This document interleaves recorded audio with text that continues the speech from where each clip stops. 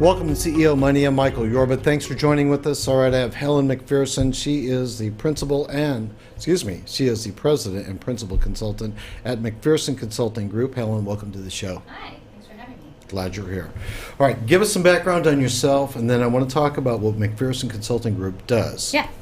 Okay, so I'm an organizational management consultant, and there's a lot of ways that people happen to find themselves in that career or something similar. And oftentimes I'll talk to individuals who are consultants, and they'll start, by being in some business and then getting into a leadership position and then realizing they're good at it and they start consulting and everything. That's not me. I started from the ground up in undergrad and took kind of a straight line to it. So I went to undergrad at the University of Texas in psychology, had a professor who taught industrial and organizational psychology, studied under him, went to grad school in DC, got an internship, started a consulting career, kind of broke off from the federal sector because it didn't really serve my needs anymore. And now I have my own business, and that's what I do. Congratulations. Thanks. You're welcome. All right. Now, one of the things that you do is you talk to people about shifting their direction and how they're working with generational differences. Bring that out. Yeah, so it's kind of fascinating these days because there's this whole millennial word that's floating out there, and people love to dog on millennials. And really the only difference I've seen working with organizations and with data sets about employee patterns and career paths and turnover and things like that is that millennials are in a bad position because there is this social media network to dog on them. Right. Yeah. So they're really no different than, let's say, Gen X was when it was starting out. They just don't have as much bad press because it's not readily available for everybody. Right. And when you look at the data, it's really the things that millennials have a bad rap for. They don't stay in jobs. They don't. They think they know it all. They're not very coachable. Those are things that employees in their 20s display, kind of no matter what. Right. As the millennials are aging into their 30s, you don't see that pattern hold quite as much. And the trick is for organizations and leaders who really care about growing the next generation of leadership is to figure out how to coach them. That's a tricky thing. Right. Because there's a lot of cultural differences between, the great generation and so on. Absolutely. How do you coach them through this process to communicate to the point where they get what they want? So, if you draw the parallel to technology shifts, period, right? So let's say the workforce now is online. Mm-hmm. And back decades ago, it was the introduction of the personal computer. All of those things are changing the landscape of jobs. We're not doing data entry type of jobs anymore for the most part. Workers have to have different skills. That was true 30 years ago as well. And it's important for managers to understand that they need to adapt just as they would to any technology, right? So, but for some reason with humans, it's easier. You're not going to point your finger at that computer and say, how dare you do things differently than I did? Right. But when it's a person, we carte blanche, just, you're the problem. So what I would coach and do coach managers to do is how can you shift your own vision, your own perspective, let go of the way that you were trained in your own experience and adapt to this new workforce, the technology, just like you would with anything else. That can be a leap of faith for some of these guys to grow into the new world. And it's harder. It's a lot harder. I think it's way easier to point fingers and to be, stick your foot in the mud and say, I'm not moving, get off my lawn. Right. It really is. And but that's leadership. That's your own growth, your own career path. What about the personalities? Because that's one of the things that you dwell on, how to really work with the personalities, because they're, now when you address the younger workforce, it's not just how do we sell the product, it's why are we selling it, and what do you really represent? Where's your authenticity in this entire organization? Am I on cue with this? You are, and it's funny because in this kind of Instagram focused centered world, everyone has their own personal brand now. Right. I mean, I can't think of how many times per day I hear the term on brand. Right. It's like any PR or marketing person knows about branding and has forever, but now all of a sudden we have to have our own personal brand. Exactly. And how does that work with the culture? Right. So one thing that we love to do as individuals is take assessments of ourselves. Mm-hmm. Right. Like I, as a teenager, would take all the YM 17 teen magazine quizzes and read my personality. Like I was going to gain some revelationary insight into myself that I didn't know before. Like this magazine was going to tell me something I didn't know. And you see that extended into the workforce in personality assessments. And I will caveat this by saying that I was fascinated as an undergrad and graduate student in personality. Can it predict performance?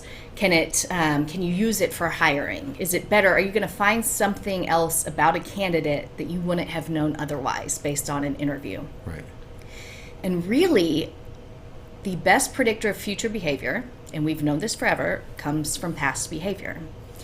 And when you're trying to take shortcuts and give a personality assessment to pigeonhole someone into something that fits with the job, and they're very good salespeople who will tell you that they can take a 2-minute test and it will match. It will tell you whether they'll be good at that job or not. It's just not true. Mm-hmm. And you can do it. You can do it if you want to kind of fit personality with the culture, but it's not going to tell you how well they're going to do. It's not going to tell you if they're trustworthy. And so that's, for me, personality in the workforce, that's kind of my biggest issue with it right now, is it's a low-hanging fruit. I know it's going to sound kind of corny, but I think when they finally start integrating compatibility reports from astrology, it'll go better.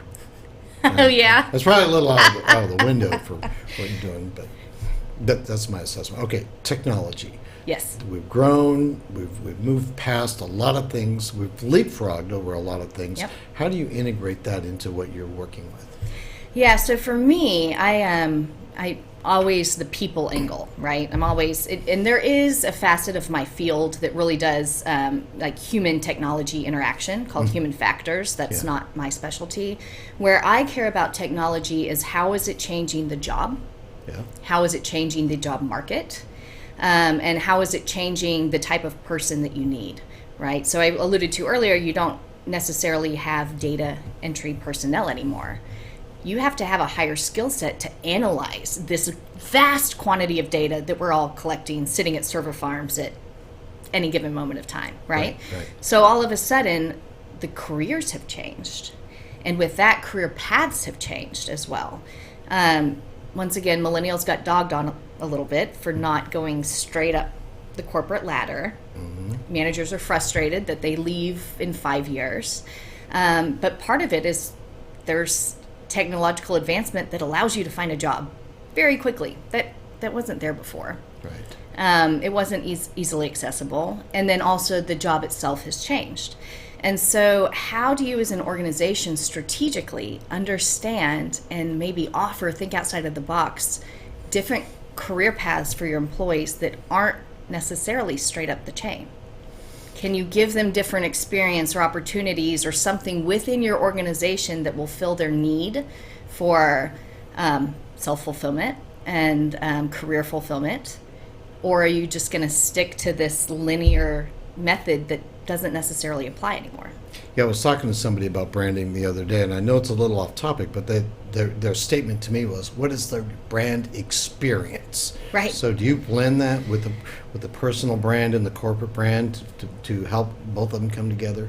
Yes, is that what you're talking absolutely can. It's a little on the side, but I do think there's a cultural brand. Mm-hmm. I think an organization really needs to know who they are, what they represent, their values. and make sure that all levels it's built into the organization, that you're not forcing square peg into round hole, to be completely trite, but that you're really understanding why people are coming to you, right, and that you're building a culture that embraces it naturally so you don't have to force it. Which helps in the productivity. I get it. All right. Biggest pieces of advice that you can give people out there who are watching the show on both ends. Yeah. You know, the people that are coming in, the younger generation, the older generation that needs to be able to communicate more effectively to not just drop off the map like Sears did, what have you. Yeah. For the younger generation, for those in their 20s that are just starting out their careers, feeling their way through the world. Tell our audience. Yeah, you guys.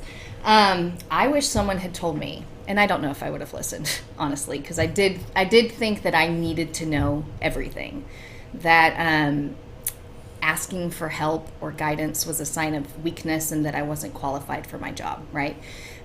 This turns into a kind of imposter syndrome that has really negative effects in your own career, and it was limiting for my career, quite frankly, because I found that the people who were more vulnerable, who had good relationships with their bosses, who didn't presume to know everything and ask questions, they advanced faster. They really did. I was stuck there looking around like, but I'm qualified for this. And it took me way too long to realize that if I didn't present myself a certain way, that would have changed everything. So for you younger folks that you feel like you have to know everything, literally no one expects that of you. And you're only doing yourself a disservice. And then for the older generations of the workforce, I said it earlier, think of ways that you can adapt, that you can change your mindset, and just stop trying to hope that you'll get this magical cadre of employees that will conform to your experience. Well said. Thanks, Helen. You're welcome. You've been watching CEO Money with Michael Yorba. Thanks for joining with us. Like us on Facebook, follow us on Twitter, and subscribe to our YouTube channel.